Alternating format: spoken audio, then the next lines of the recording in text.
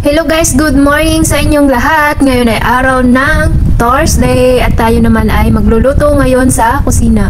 So ayan nga guys, una ko munang ginagawa dyan bago ako pumunta ng kusina ay nililinisan ko muna ang pinagpapatungan namin ng mga kaldero at syempre yung ilalim ng kalan. At ngayong araw nga pala yung alis ng amo naming lalaki, so 10 araw siya nawala dito sa bahay. At ako nga ngayon ang naka-schedule magluto ngayon sa kusina dahil yung kasama ko siya ang magsusundo ngayon sa batang maliit sa school. Dahil kapag araw ng Webes, half day lang yung pasok ng maliit na bata. At wala din nga pala yung amo naming babae dito sa bahay. So tuwing Webes po, nandoon po talaga yan sila sa bahay ng kanyang mama. At dahil kinabukasan ay walang pasok dahil yun po yung kanilang mga weekend dito. At ayan na nga guys, una muna akong nagsaing ng kanin habang nililinisan ko muna yung manok at bago ko i-marinate. At for today's video nga pala guys, ay magluluto tayo ng salona chicken. Ngayong araw nga pala guys, papakita ko sa inyo ang pamamaraan ng paglinis at paghugas ng manok dito.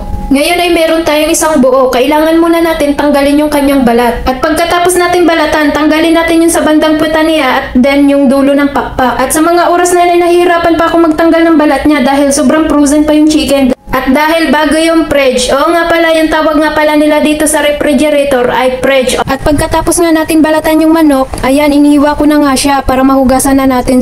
At ang una natin gawin guys ay huhugasan muna natin to sa harina. At pagkatapos ay imasahi lang natin yung manok na hiniwa. At pagkatapos ay babanlawan na natin to sa tubig. Pasensya na kayo kung nakakamay na talaga ako dyan dahil ganyan naman po ako pag naglilinis ng manok, nakakamay lang po. Pero 100 sure naman na malinis po ang aking kamay. At pagkatapos natin banlawan ng manok, lagyan na natin ng asin, din imasahe. Pagkatapos ay banlawan ulit. At pagkatapos natin banlawan ay lalagyan naman natin ng suka. At pagkatapos imamasahe din babanlawan. So ayan na nga guys, tapos na natin linisan ng manok. So i-marinate na natin. So maglalagay lang tayo ng isang buong lemon. Then itong korkom, yung alam yung luya na dilaw, yun yung korkom dito. Ayan, kulay yellow siya dahil na grind na siya. Then pagkatapos niyan guys, i-marinate natin. I-mix lang natin ng mabuti para mag-mix yung kumapit yung flavor sa chicken. Then nilagyan ko din niya ng black pepper or paminta. Then nilagyan ko na rin ng asin. Then pagkatapos niyan guys, yun lang yung ilalagay kong flavor. Then imimix ko na lang siya mabuti at isatabi. So naghanda na rin ako ng sibuyas, bawang, carrots, patata. And then meron tayong bell pepper at yung okra na maliliit na galing yoke. Then yung tomato paste, magagamit tayo niyan. Then itong kamatis na in-blender ko na.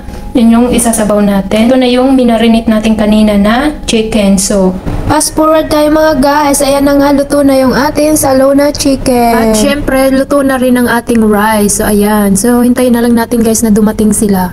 So, ayan nga guys, pag lumabas ka dito sa kusina, ito yung makikita nyong view dito sa labas ng aming kusina. Ayan guys, napakataas ng pader. So, bubungan na lang ng kapitbahay namin ang nakikita. So, ayan nga guys, ng mga oras na yan, ay dumating na nga yung alaga naming dalaga. So, kumuha na ako ng pagkain niya. At saka pagdating nga sa rice, may ginagamit pa akong pangtakal. Timing din pagpasok ko guys sa loob, nandiyan na rin pala yung alaga naming binata. Nagsidatingan na sila guys nang galing ng school. So sabay lang sila dumating ng kanyang kapatid.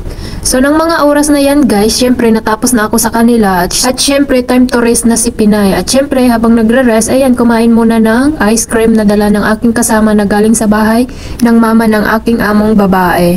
O diba, ang sarap din ng buhay ni Pinay minsan. Ilang minuto lang ay tinawag na ako ng alaga ko na namang dalaga. Buti na lang at naubos ko ang aking kinakain dyan. Eh ayun nga, meron na namang hinahanap sa akin na damit. So kinalkal ko na naman dun sa pinaglagyan ko sa taas. At sa sobrang dami ng damit ng aking alagang babae, kung saan saan ko na lang nilalagay ang kanyang mga damit. Meron sa travel bag, meron sa karton, meron nakahanger, meron sa cabinet, meron sa plastic. O diba, napakarami niyang damit talaga. Alam nyo ba guys, sa tuwing nagtatapon yung aking alaga ng mga damit, eh, hindi ko tumakuha dahil sobrang laki, hindi naman kasya sa akin. At lalo na ngayon, ang dami na naman yung tatapon dahil magpapalit na naman sila ng damit sa cabinet. Dahil taglamig na guys, so marami na naman yun silang itatapon ng mga damit dito. So yun lang guys, tama na yung chika natin at tama na rin yung rest natin dahil maya maya ay meron na naman tayong gawain. Paano ba yan guys? Hanggang dito na lang tayo. Thank you for watching. Bye bye!